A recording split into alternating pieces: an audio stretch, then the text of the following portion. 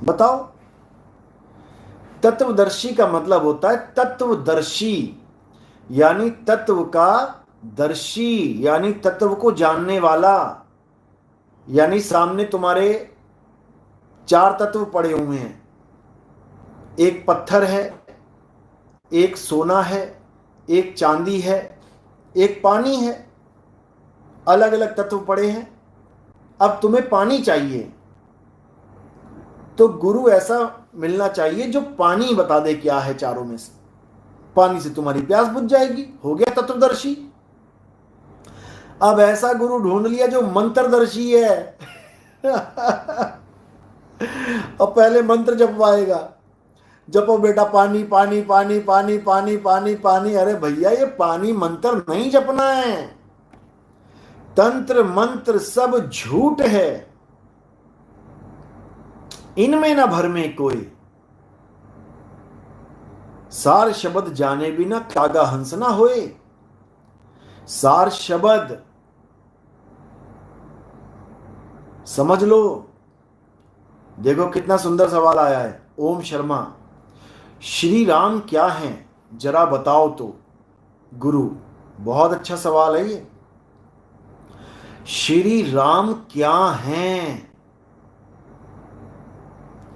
अब पूछोगे कि श्री राम कौन है, उसका जवाब अलग है, और श्री राम क्या है उसका जवाब अलग है। याद रखना। अगर आप देही को श्री राम मानते हो तो सवाल है श्री राम कौन है, उसका जवाब है श्री राम एक मनुष्य हैं, मनुष्य जैसे दिखते हैं, और वो दशरथ जी के पुत्र हैं। कौन है का जवाब तो ये है। अब श्री राम क्या हैं, ये है तत्वदर्शी सवाल, ये है तत्व ज्ञान का सवाल कि श्री राम कौन हैं। ये तो पता लग गया। श्री राम क्या हैं, इसको जानो। अब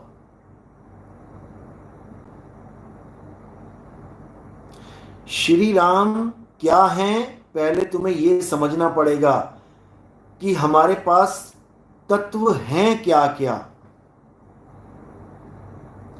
काया एक तत्व है, आत्मा भी एक तत्व है। काया क्या है? विष की बेलरी है। ये तन विष की बेलरी, गुरु अमृत की खान। शीश दिए जो गुरु मिले, तो भी सस्ता जान। अब अगर हम अपने आप को काया मानते हैं, यानी किसी का पुत्र मानते हैं, काया ही पुत्र है। आप किसी के पुत्र तब हो जब आप अपने आप को काया मानो। लेकिन अर्जुन को कृष्ण जी ने क्या समझाया कि हे अर्जुन, तू और मैं और ये राजा महाराजा, हम ये शरीर नहीं हैं। हम क्या हैं हे अर्जुन? हम आत्मा हैं। आत्मा।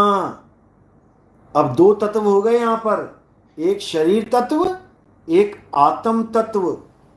शरीर तत्व तो बनता और बिगड़ जाता है, ये कपड़े हैं हे अर्जुन। ये शरीर आत्मा के कपड़े हैं, वस्त्र हैं, जो एक दिन नाश हो जाएगा। समझ लो, एक दिन नाश हो जाएगा। तो जिसका नाश हो जाएगा वो है असत तत्व, और जिसका कभी नाश नहीं होगा वो है सत्य तत्व, परम तत्व। अब इसी परम तत्व को लखाने वाला तत्वदर्शी संत कहलाता है। अब राम जी कौन है? शरीर तो नहीं है, क्योंकि शरीर जन्मता है मर जाता है, फिर तो राम जी जन्मे राम जी मर गए। अब भगवान ही मर गए तो फिर बचा कौन? इसलिए इस चीज को दिमाग से निकाल दो कि राम जी शरीर हैं। राम जी शरीर नहीं है। अब राम जी कौन है? राम जी आत्मा हैं। कृष्ण जी आत्मा हैं, हम और आप आत्मा हैं। अब इसी आत्म तत्व का दर्शन कराने वाले को तत्वदर्शी संत कहा जाता है। गीता में इसी का ज्ञान दिया गया है। अध्याय 3 17वां श्लोक। हे अर्जुन, जो अपनी आत्मा में रमण करते हैं, जो अपनी आत्मा में तृप्त हैं, जो अपनी आत्मा में संतुष्ट हैं, उनके लिए कोई धार्मिक कर्म कर्तव्य लागू ही नहीं होता। उनको कोई मंत्र जपने की जरूरत नहीं, उनको कोई भोग प्रसाद करने की जरूरत नहीं, उनको कोई तंत्र मंत्र करने की जरूरत नहीं, उनको कोई हवन यज्ञ करने की जरूरत नहीं, उनको कोई खड़ी जोत की अगरबत्ती करने की जरूरत नहीं कि देसी घी की खड़ी जोत लगा रहे हो, अगरबत्तियां लगा रहे हो, धूप लगा रहे हो, ये सब करने की जरूरत नहीं। आत्मज्ञानी आत्मा में रमण करता है। आत्मा में। आत्मा की वास्तविक पहचान क्या है, ये सवाल है ओम शर्मा जी का। आत्मा की वास्तविक पहचान ही तो गुरु बताता है। यही गुरु दीक्षा है, यही गुरु ज्ञान है। मंत्र जपना गुरु ज्ञान नहीं है। मंत्र जपना 52 अक्षरी ज्ञान है। 52 अक्षरों के द्वारा मंत्रों की उत्पत्ति होती है। इसीलिए कबीर साहब 52 अक्षरों का खंडन करते हैं। रामपाल जी की ज्ञान गंगा में भी ये दोहे छपे हुए हैं 52 अक्षरों के खिलाफ, लेकिन वो अज्ञानी जीव नहीं समझ पा रहे हैं। दिक्कत ये है, इनके ग्रंथों में लिखा हुआ है 52 अक्षर लोकत्रय सब कुछ इन्हीं माही, ये अक्षर खिर जाएंगे, वो अक्षर इनमें नाही, लिखा हुआ है। लेकिन इसका मतलब ही नहीं पता उन्हें। ज्ञान लिखा हुआ है लेकिन मतलब नहीं जानते। अब यह भी लिखा हुआ है कि 52 अक्षर लेख राम रंग होरी हो, वो अक्षर यामे नाही राम रंग होरी हो। कागज कलम कलेस राम रंग होरी हो, वो रहा शेष का शेष राम रंग होरी हो। ये रामपाल जी महाराज के ग्रंथों में ये मिल जाएगा, उनके सत्संगों में खुद बोलते हुए मिल जाएंगे ये वाणी। लेकिन अज्ञानी जीव हैं, इसलिए जानते नहीं कि बोल क्या रहे हैं, जानते नहीं कि लिख क्या बैठे हैं। दिक्कत ये है। और भी बहुत कुछ मिलेगा। कबीर साहब ने तो 52 अक्षरों की धज्जियां उड़ाई हैं।